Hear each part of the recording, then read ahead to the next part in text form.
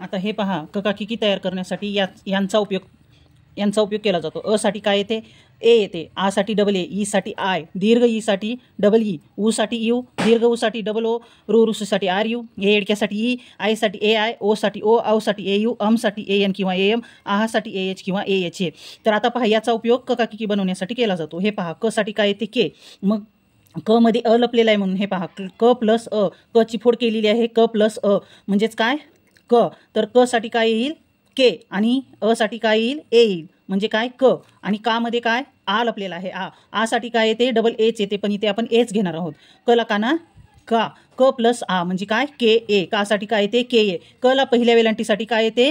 क plus E. क ची फोड करून घेतली आपण. की म्हणते वेळेस ईचा उच्चार यामध्ये दडलेला असतो. क प्लस ई. मग क साठी के आणि रस्व ई साठी काय आहे? आय. हे पहा, आय म्हणजे काय होईल? के आय. तर पहिल्या वेलांटीसाठी काय येईल? के आय. दुसऱ्या वेलांटीसाठी येईल के डबल ई, दीर्घ की. की म्हणल्यानंतर दीर्घ ई येते, म्हणजेच क प्लस डबल ई, दीर्घ ई साठी डबल ई येते. तर कू साठी यू येते. यू साठी काय आहे? रस्व ऊ साठी यू आहे आणि दीर्घ ऊ साठी डबल ओ आहे. म्हणजे क ला दुसरा उकार जर आला तर क च्या पुढे काय येते? के डबल ओ आणि रस्व उकार असेल तर के यू. अशा प्रकारे हे ककाकिकी तयार होते. तर ककाकिकी तयार करण्यासाठी याचा उपयोग केला जातो.